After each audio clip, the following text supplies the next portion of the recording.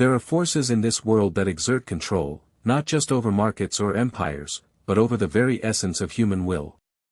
Some believe that with enough power, enough influence, enough sheer, unadulterated wealth, anything can be bought, anyone can be owned.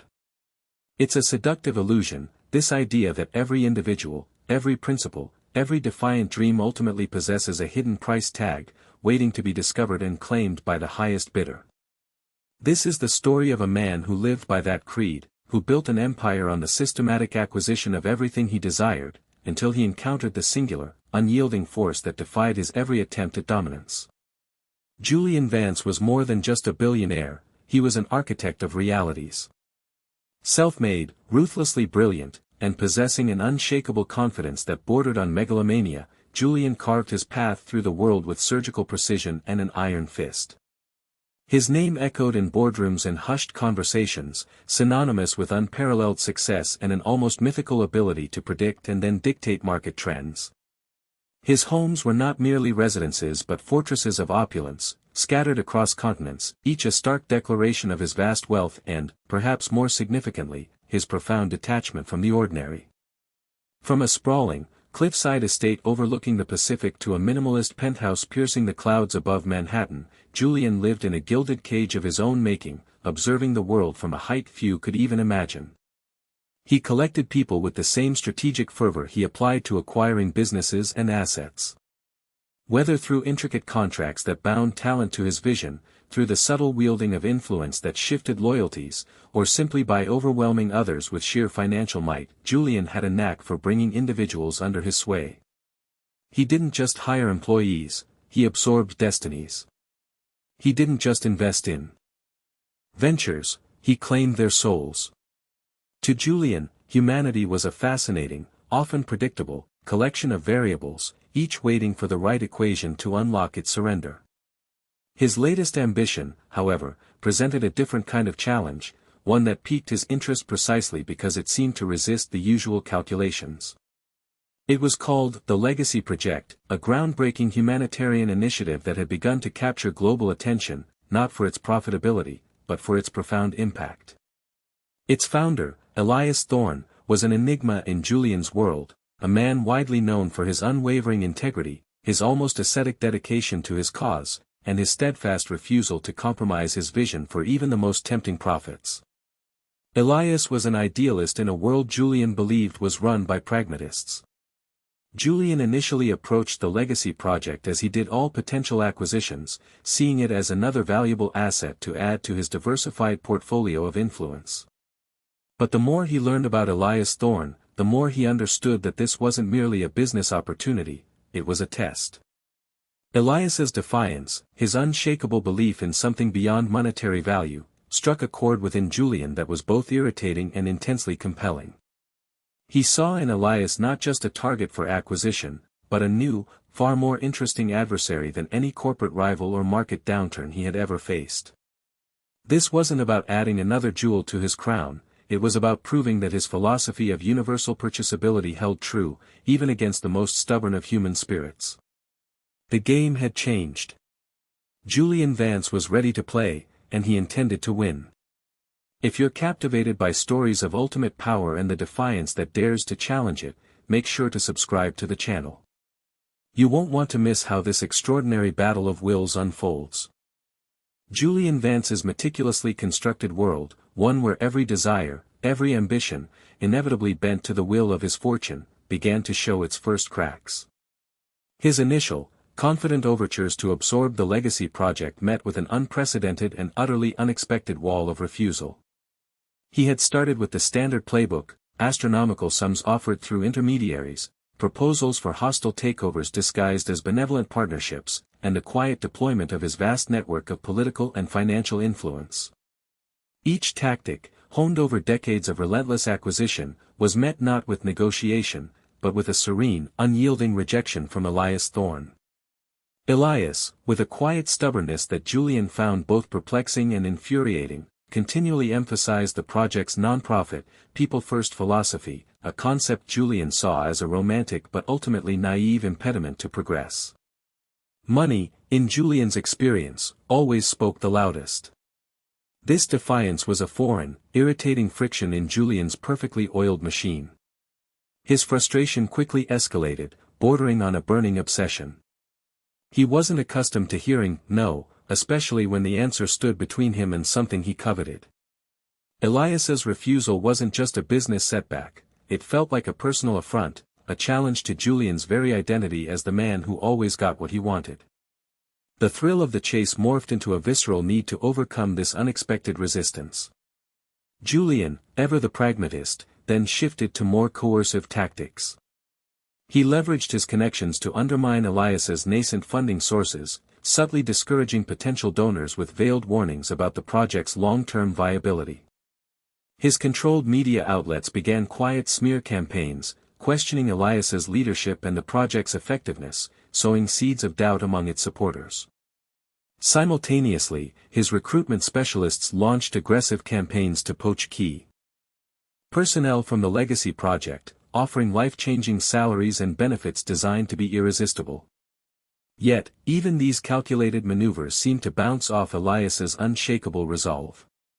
Some staff left, lured by the promise of wealth, but the core remained, seemingly fortified by the very attacks designed to dismantle them. Elias Thorne, Julian realized, wasn't an antagonist in the conventional sense, but an immovable object. He possessed a calm, principled strength that Julian struggled to comprehend. Elias was deeply committed to his cause, fueled by personal experiences with injustice that had forged an unyielding moral clarity within him. His power didn't come from wealth or influence, but from the profound trust he inspired in those around him and the unwavering conviction in his mission. This type of strength, Julian acknowledged with a rare flicker of discomfort, was something his money could not buy. Determined to find a weakness, Julian orchestrated a deep dive into Elias's past, hoping to unearth vulnerabilities or leverage points. His highly paid investigators combed through every detail, every public record, every private interaction. They found nothing. Elias's life was an open book of dedication and sacrifice, devoid of the scandals or hidden transgressions Julian typically exploited. Resorting to outright illegal means, Julian knew, risked his carefully cultivated public image and was a line he wasn't yet willing to cross. In a last-ditch effort, Julian orchestrated a scenario designed to publicly discredit Elias, hoping to expose him as a fraud or hypocrite. The plan was meticulous, involving a manufactured scandal ready to erupt across his media empire. However, the attempt spectacularly backfired. The public, already wary of Julian's reputation, saw through the thinly veiled attacks, rallying even more fiercely around Elias and the legacy project. Sympathy and support poured in, ironically strengthening the very entity Julian sought to destroy. The backlash was swift and unexpected, leaving Julian reeling from this unprecedented public relations disaster. Growing increasingly desperate, and realizing that his usual tactics were utterly useless, Julian made a decision that surprised even his closest advisors. He would confront Elias directly, personally, convinced that face-to-face, he could finally break the man's indomitable will. Julian, bristling with an almost palpable energy, finally orchestrated the meeting he believed would end his exasperating pursuit. Elias Thorne arrived, punctual and composed, sitting across the polished mahogany table as if it were any other business discussion, not the culmination of a billionaire's relentless obsession. Julian began, his voice a low, resonant hum designed to hypnotize and persuade, painting a vivid picture of a future where the legacy project would flourish beyond Elias's wildest dreams. He laid out the ultimate offer: complete financial backing, unrestricted resources, unparalleled global reach through Julian's vast network, all meticulously detailed.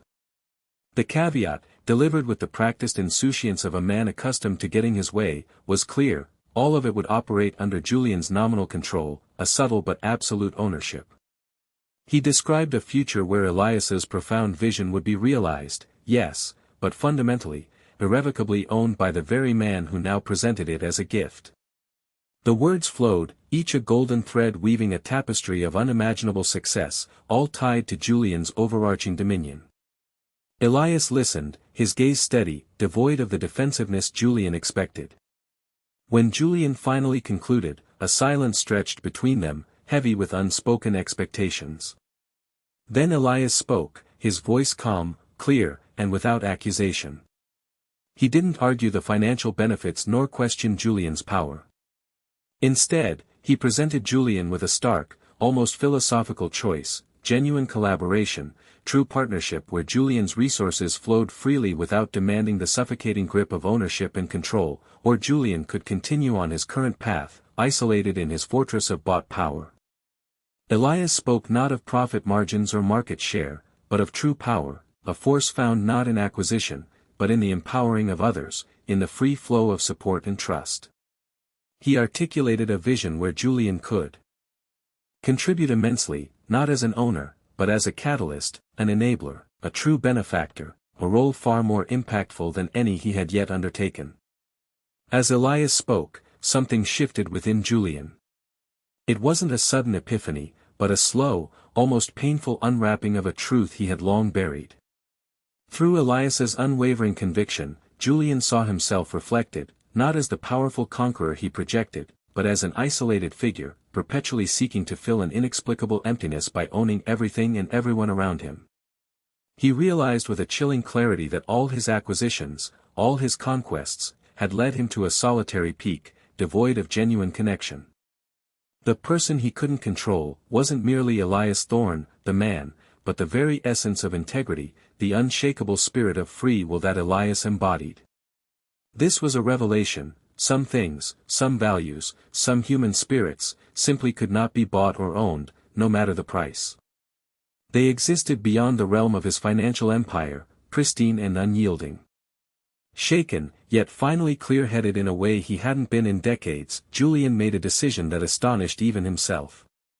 He announced, not a takeover, but an unprecedented offer, a substantial, unconditional endowment for the legacy project.